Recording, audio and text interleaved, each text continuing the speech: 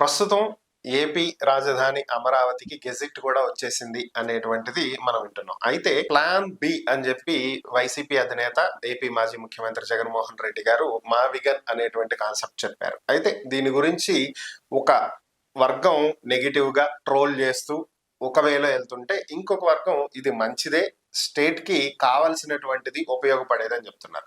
మరి ఓవరాల్ గా అసలు దీనివల్ల ఉపయోగం ఉందా, లాస్ ఉందా, ఈ కాన్సెప్ట్ వెనుకున్న అసలు కారణాలు ఏంటి, ఈ అంశాలన్నింటి మీద మనతో విశ్లేషించడానికి ప్రముఖ రాజకీయ విశ్లేషకులు కేఎస్ ప్రసాద్ గారు మనతో ఉన్నారు. ఆయనతో మాట్లాడదాం. నమస్తే ప్రసాద్ గారు. నమస్తే అండి సార్. గెజిట్ వచ్చేసింది అనేది ఒక సెక్షన్ ఆఫ్ మీడియా చెప్తుంది. ఈ విషయం కొద్దిసేపు మనం పక్కన పెట్టేస్తే, జగన్ గారు తీసుకొచ్చినటువంటి మావిగన్ ప్లాన్ బి కాన్సెప్ట్ ఎంతవరకు స్టేట్ కి యూజ్ అయ్యేటువంటి కాన్సెప్ట్, దీని వెనకున్నటువంటి అసలు ఉద్దేశాలు, అసలు ప్రయోజనాలు ఏంటి? అంటే నాకు నా ఎర్లియర్ వీడియోస్ నేను చాలా అగ్రెసివ్ గా చేసింది కూడా రీజన్ ఏంటంటే, జగన్మోహన్ రెడ్డి అనే వ్యక్తి visualisation about state and state prospect, అంటే రెవెన్యూ ప్రాస్పెక్ట్స్ ని ఎట్లా జనరేట్ చేయొచ్చు, ఒక రెవెన్యూని ఎట్లా జస్టిఫై చేయొచ్చు అన్నది ప్రూవెన్ ట్రాక్ అయింది 5 సంవత్సరాలు.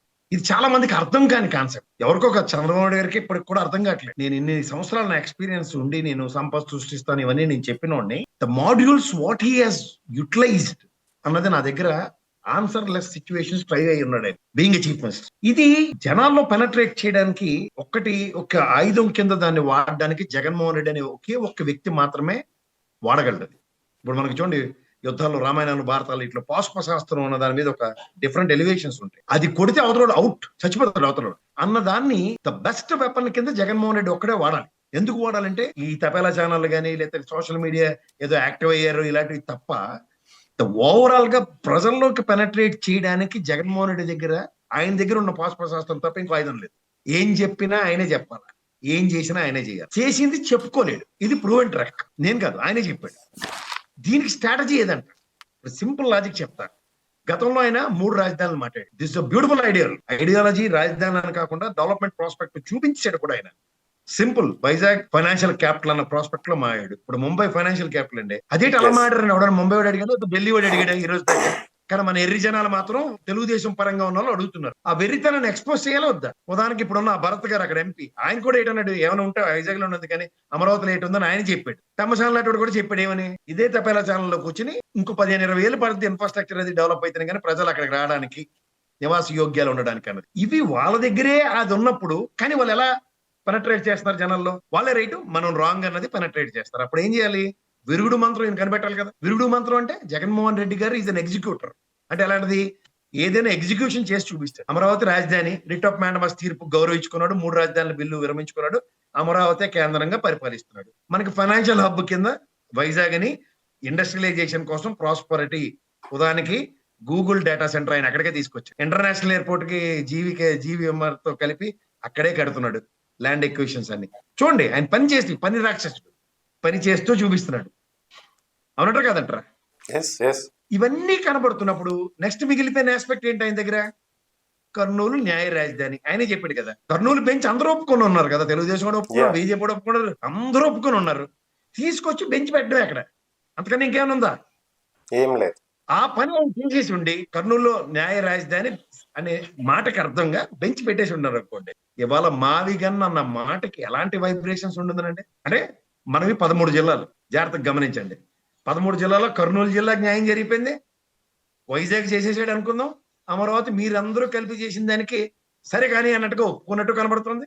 కానీ అమరావతి రాజధానిగా నేను పరిపాలించాలంటే నాకు ఫైనాన్షియల్ ఎబిలిటీ ఎక్కడి నుంచి వస్తుంది? అదే కదా మన పెమ్మసా నేను సీఎం రమేష్ మొత్తుకుంది. చంద్రబాబు నాయుడు చేస్తే గ్రేటర్ హైదరాబాద్ లో, ఇప్పుడు 10 జిల్లాలతో కూడిన హైదరాబాద్ లో 7 జిల్లాలు కలుపుకున్న గ్రేటర్ 180 కిలోమీటర్ల రేడియస్ ఉన్న జిహెచ్ఎంసీ అనుకుంటే 7 కార్పొరేషన్ల పైసలు ఉన్నాయి కదా, రెవెన్యూ మోడలే కదా.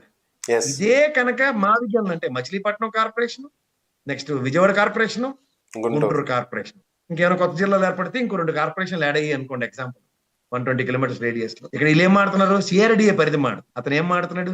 రెవెన్యూ మాడ్యూల్ మాట. ఇది జనాల్లో పర్ఫెక్ట్ టైమింగ్ తో ఇంజెక్ట్ అయ్యి ఉంటే ఈ రోజు మావిగన్ మాటకి ఎలాంటి వైబ్రేషన్స్ ఉంటుందో తెలుసా? ఆయన కనుక న్యాయ రాజధాని కింద చేయకపోయినా పర్లేదు, బెంచ్ తెచ్చి అక్కడ కూర్చోబెట్టేసి ఉంటే కర్నూలులో శాంక్షన్ అయ్యేది కదా బెంచ్. ఆయన ఏం చెప్తారు చంద్రబాబు నాయుడు గురించి? అసాధ్యాలని సుసాధ్యం చేసే వ్యక్తి చంద్రబాబు నాయుడు అని ఎలివేషనే కదా. ఈయన is a practical man, he has done only wonders అని అంటారు కదంటారా. కానీ అక్కడ వెనక లాగించింది ఆవిడ.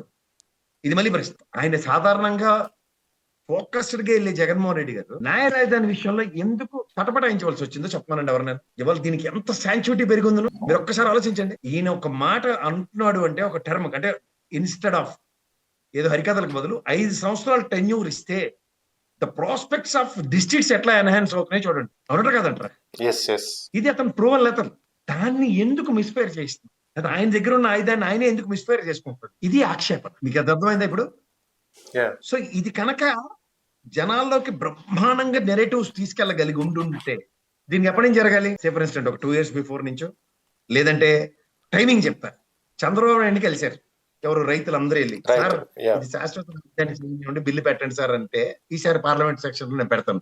ఆ టైం కనుక ఈయన యూటిలైజ్ చేసుకుని ఉంటే ఎలా ఒక దెబ్బకి 2 పెట్టలాగా న్యాయ రాజధాని అంటే బెంచ్ తీసుకురండి ఫస్ట్ కర్నూలుకి ఎందుకు తేట్లే హ్యాండ్ ఇన్ బర్డ్. రెండోది ఈ మావిగన్ ప్రపోజల్ ఆయన ఆ రోజు చెప్పుంటే ఇంకా మన పట్టాభిగడ్ ఏమంటుండే, నేను ఇది మా చంద్రబాబు నాయుడు గారు 10 ఏళ్ల క్రితమే చెప్పాడని. When you have that idea why you not implementing? నేను గవర్నమెంట్ వచ్చి నా ప్రపోజల్ ఇది అన్న మాట కనుక జగన్మోహన్ రెడ్డి గారు చెప్పుంటే ఎలా ఉందను లాంగ్ బ్యాక్. వీళ్ళకి పచ్చి వెళ్ళకే నోట్లు పడిపోయిందని తెలుసా? ఎందుకు? పార్లమెంట్ దాని బౌండరీస్ అడుగుతున్నాం మనం. రాజధాని ఇక్కడ డిసైడ్ హైదరాబాద్ లో బౌండరీస్ ఉండిపోయాయి. గ్రేటర్ హైదరాబాద్ అని, ట్విన్ సిటీస్ హైదరాబాద్ సికింద్రాబాద్ 2 జంట నగరాలని ఇవన్నీ మనం ఆడుతున్నాం కదా. ఈ ఎలివేషన్స్ దానికి ఉంటుంది కదా మావిగానికి. నేను పోర్ట్ ఆల్రెడీ 70-80% దాకా నేను కంప్లీట్ చేశాను బందర్ పోర్టు. రిమైనింగ్ 20% ప్రపోజల్ ఇవ్వండి.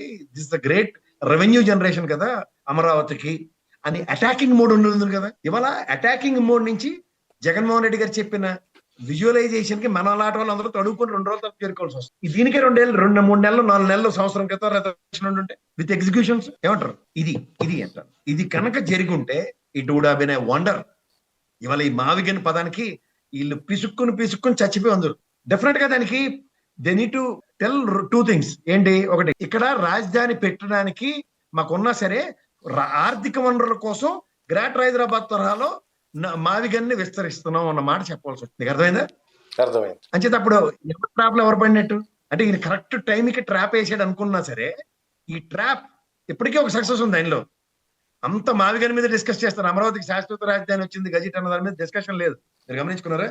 ఇంక్లూడింగ్ తపేలా channel site. So there lies Jaganmohan Reddy. But unfortunately timing ఎంతకన్నా ఏం లేదు దీంట్లో. ఓకే, ఏదైతే మావిగన్ పరిధి ఉందో మీరు అన్నట్లు, అటు మచిలీపట్నం కావచ్చు, ఇటు విజయవాడ కావచ్చు, అటు గుంటూరు కావచ్చు, సో దాదాపు ఇదే విధంగా గతంలో కూడా నడిచినాయి. ఇక్కడ Vijayawada urban development authority, Vijayawada, Tenali, Guntur VGTM development. So ఇవన్నీ గతంలో ఇలా సంస్థలు ఏర్పాటు చేసినాయే. ఆ తర్వాత సిఆర్డిఏ అనేది వచ్చింది. సిఆర్డిఏ పరిధిలోకి కొన్ని గ్రామాలని, కొన్ని పట్టణాలని, కార్పొరేషన్లు, మున్సిపాలిటీలని కూడా తీసుకొస్తూ ఒక పరిధి డిసైడ్ చేశారు గతంలో. మావిగన్ అనేటువంటిది కనుక వస్తే ఇప్పుడు మీరు అన్నట్టు జగన్మోహన్ రెడ్డి గారు మేబీ ఎక్స్ప్లెయిన్ చేయటంలో, కొంత ముందు చెప్పటంలో, ప్రాపర్ గా ప్రజల్లోకి తీసుకువెళ్లడంలో ఫెయిల్ అయ్యి ఉండొచ్చు. కానీ ఇప్పుడు ఏదైతే మచిలీపట్నంలో ఉన్నటువంటి పోర్టు, విజయవాడ గన్నవరంలో ఉన్నటువంటి ఎయిర్పోర్టు, రైల్వే స్టేషన్, అటు road facility, Kolkata highway NH-16 connectivity కానీ, Machilipatnam to Hyderabad highway connectivity కానీ, సో ఇవన్నీ కూడా ఉపయోగపడేవి. ఇవన్నీ కాదని అమరావతిలో ఇప్పుడు కొత్తగా ఒక ఎయిర్పోర్టు, కొత్తగా ఒక రైల్వే స్టేషన్ కనెక్టివిటీ కోసమే ఏర్పాటు చేయడం. సో ఇదంతా అవసరం ఉండకపోవచ్చు కదా. సో దీన్ని లింక్ చేస్తూ అమరావతిని వద్దని ఎవరో చెప్పట్లా, అమరావతితో కూడా కలుపుకునే వీటన్నిటిని కలిపి డెవలప్ చేస్తే ఎలా ఉండబోతుంది? ఇది ఎందుకు ప్రభుత్వం ఆలోచించట్లేదు? ఆలోచించడానికి వాళ్ళకి తెలివి తక్కువ అయిపోయింది సార్. మీకు మళ్ళీ చెప్తున్నాను సందీప్ గారు, సింపుల్ లాజిక్ చెప్తాను. ఇక్కడ లకడికాపూల్ పరిసర ప్రాంతంలో ఉన్న సెక్రటరియట్ అండ్ అసెంబ్లీ భవనాలు, ఓల్డ్ హైకోర్టు భవనం ఓల్డ్ సిటీలో ఉన్నది కనబడితే ఇది క్యాపిటల్ జోన్ అంటున్నాం. కానీ గ్రేటర్ హైదరాబాద్ కి ఇవి ఎప్పుడు పాబందకాలు కాలే కదా. అట్లాగే if you take as a base Amaravati capital, ముందుకు రమ్మంటాడు ఆయన. వెనక్కి పోయే బదులు ముందుకు రండి అంటాడు. ముందుకు వచ్చే ఏమున్నాయి? విశాఖపట్నం, విజయవాడ రైల్వే జంక్షన్ ఉంది, గుంటూరు రైల్వే జంక్షన్, 2 జంక్షన్లే. తర్వాత హైవే కనెక్టివిటీ దగ్గర 120 kilometers ప్లస్ రేడియస్ లో కనెక్టివిటీ ఉంది రోడ్డు. నీకు మనకు బేసిక్స్ ఎప్పుడైనా మనం నాగరికత ఎక్కడ సంతరించుకుందండి? నదీ పరివాహక ప్రాంతాలు. దేనికి ఆ రోజుల్లో ఉన్న బేసిక్ కమ్యూనిటీస్ నీళ్లు ఏమైనా కాయో పండు పండిద్దాం అంటే వ్యవసాయ క్షేత్రాలకి అనుగుణంగా ఉంది కాబట్టి అక్కడ ఏర్పడి. కానీ ఇప్పుడు మనకు కావాల్సింది ఏంటి? The huge transportation is challenge and living. గతంలో నదీ పరివార ప్రాంతాల్లో సంతర్లో వెళ్ళి సంచారకుల్లో వెళ్ళి బతకట్లే కదా మనం బతుకుతుంది అర్బన్ ఏరియాస్ లో. కాన్సెప్ట్ కదా. ఇవాళ నానక్రామ కూడా పప్పలు కూడా అప్పుడు నా అమరావతి లాగే ఉండేవి ఇప్పుడు ఆ రోజుల్లో. కానీ ఇవాళ ఫైనాన్షియల్ డిస్ట్రిక్ట్ సైబరాబాద్ అన్ని వాళ్ళు తెలిసి జగన్మోహన్ ఇప్పుడు చూడండి గుడ్డొచ్చి పిల్లని ఎక్కిరించింది అన్న సామెతలాగా ఉంది ఇప్పుడు చంద్రబాబు గారి పరిస్థితి. ఎందుకు నన్ను ఎక్కిరిస్తామన్న అవహేళనకి భరించలేక ఆయన చేసింది ఆయనే మర్చిపోతుంది. మీకు అర్థమవుతుందా? ద ఐడియాలజీ ఆఫ్ జగన్మోహన్ రెడ్డితో అలైన్ అయితే చంద్రబాబు గారి పని సులువు అవుతుంది, కానీ ఐడియాలజీని డిఫర్ చేసుకుంటూ ఉంటే ఆయన చేసిన పని ఇవాళ వేరే చూపించవలసిన దౌర్భాగ్యం వస్తుంది. ఓకే ఇది మర్చిపోతున్నాడు ఆయన. ఓకే అంతకన్నా ఇంకేం లేదు. Okay okay fine. ప్రసాద్ గారి అంశాల మీద మీ విశ్లేషణ అందించినందుకు ధన్యవాదాలు.